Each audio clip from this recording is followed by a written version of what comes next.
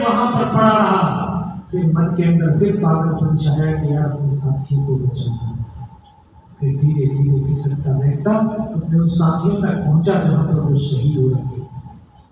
फिर मन में विचार आया, यार हो सकता है किसी को जिंदा हो।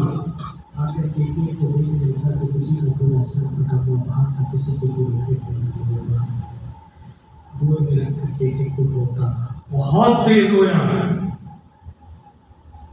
ये 19 साल का लड़का 8-7 मीटर का इलाका, उसमें डेड बॉडियों के ढेर ही ढेर थे। वो बिछत अवस्था में डेड बॉडियां पड़ी हुई थी।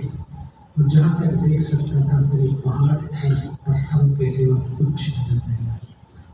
ये भी पता नहीं कि इस पहाड़ी के किस तरह हिंदुस्तान है, इधर पाकिस्तान में जाता है तो कहाँ जाए। लेकिन विश्वास था, आस्था थी, हिम्मत थी, जाना।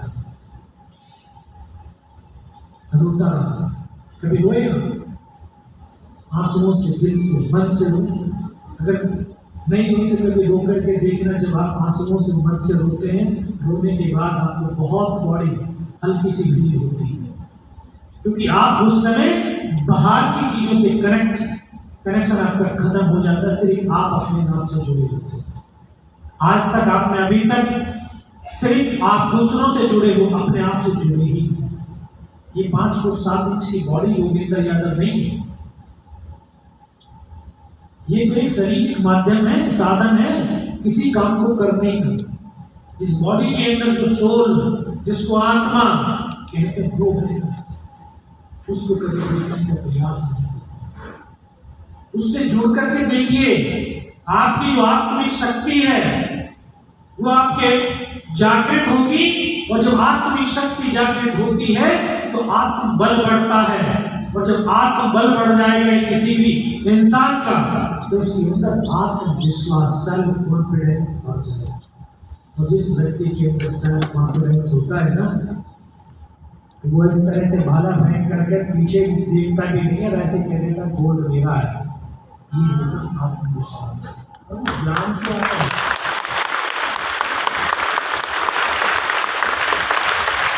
अपने आप से जुड़ा, तो जब हम अपने आप से जुड़ते हैं तो वो सोल, वो तो ईश्वर अल्लाह वाहिगुरु का ही अंश है, हम उससे जुड़ जाते हैं। जब उससे जुड़ा होगा तभी तुरंत जुड़ते ही आवाज एकदम से लगा कि उसने किसी ने आवाज दी, बेटे इस नाले से नीचे की तरफ चला जाए। लेकिन मन हमारा जो बहुत बड़ा शत्रु है, मन एक साथ एक जगह पर कहीं हमें रोक नहीं है, भ्रमित करता है।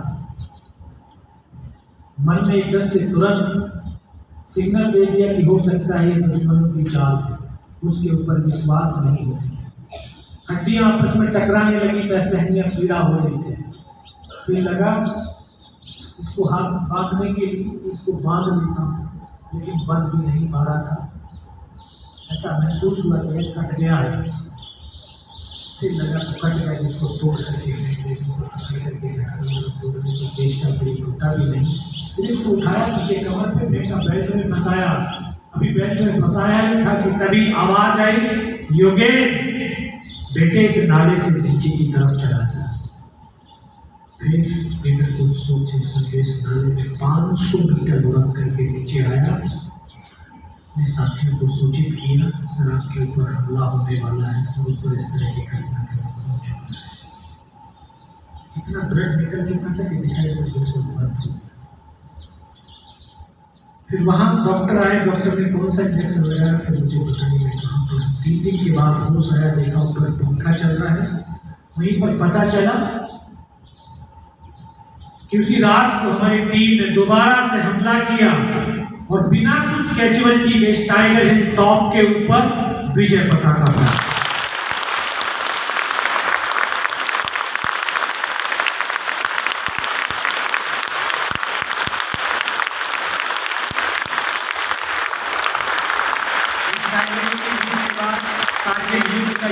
हो गया था, सीजफायर हो गया था, और आज हम 26 जुलाई को कारगिल विजय दिवस के रूप में मनाते हैं। मुझे भी वहाँ से दिल्ली बेस हॉस्पिटल रेफर कर दिया और 16 महीने हॉस्पिटल में रहा। उसके बाद फिर वापस भारतीय सेना में गए और 25 साल भारतीय सेना में सेवा करके 31 दिसंबर 2021 को सेवानिवृत्त हुआ। लेकिन अपने कर्तव्य और दायित्व से निवृत्त नहीं।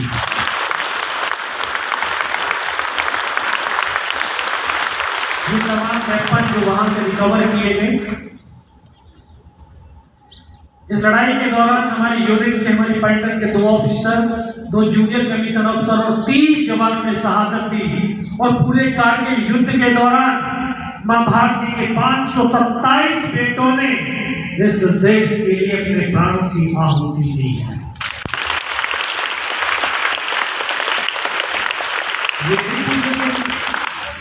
हमारे तो 527 शहीद हुए, लेकिन उनके कितने हुए? 6500।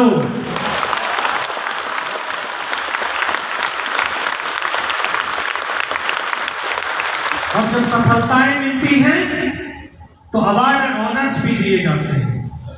तो हमारी यूनिट को 1 परमवीर चक्र, 2 महावीर चक्र, 6 वीर चक्र, 1 युद्ध सेवा मेडल, 16 सेना मेडल और इन तमाम अवार्डों से अलंकृत किया गया था।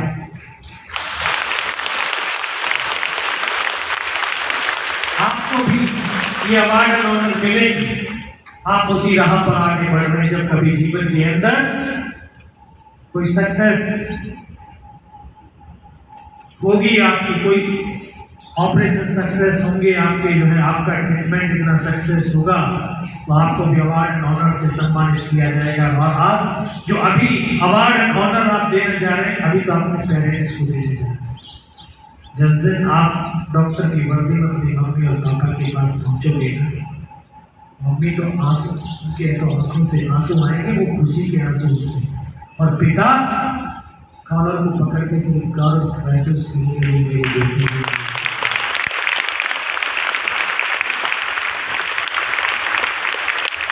ये परमवीर चक्र मेडल है। ये पर्पल कलर का होता है। इस खास विशेषता इसकी ये, इसमें बीच नसों के स्तर पर चारों तरफ कुछ निशान बना हुआ ना, किस चीज का? एक वज्र का निशान। वज्र किसका हथियार है? इंद्र का। और किसने कैसे बना है? दधीची की हड्डियों से बना हुआ। तो ये मेडल दर्शाता बताता है कि युद्ध के मैदान में जो त्याग, वीरता, शौर्य, पराक्रम की पराकाष्ठा को प्राप्त करते हुए दुश्मनों का सर्वनाश करते हैं, उन्हीं को ये मेडल दिया जाता है। ये महावीर चक्र, ये वीर चक्र मेडल है। ये हमारे उस समय के कमांडिंग ऑफिसर थे, इनको युद्ध सेवा मेडल से सम्मानित किया गया। ये सेना मेडल, और ये मां भारती के वो सपूत बेटे जिन्होंने जीवन की हर सांस और लहू की हर बूंद को हमारे लिए और इस देश के लिए कुर्बान किया है। तो सब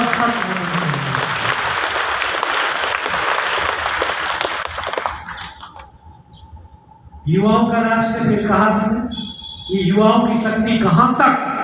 क्योंकि ये जो एज है ना, अवस्था है, ये किसकी है? ऊर्जा, एनर्जी, भावनाओं, संवेदनाओं से भरी हुई है। तो आपने देखा कि ये ऊर्जा से कितनी हमारी बड़ी परफॉर्मेंस कहां तक पहुंच सकती है और हम क्या क्या सहन भी कर सकते हैं। कर सकते हैं कि नहीं? आपकी उम्र कह रहा था मैं, शायद थोड़ा सा बड़ा होगा,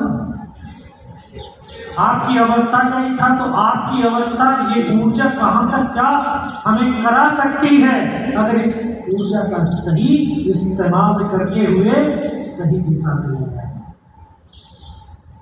तो राष्ट्र को आश्वस्त करें कि हमारी ऊर्जा, हमारी शक्ति राष्ट्र के उत्थान में, राष्ट्र के विकास में लगेगी और राष्ट्र को हम समृद्ध और सशक्त बनाएंगे। विश्वास कराया जाए देश को ना।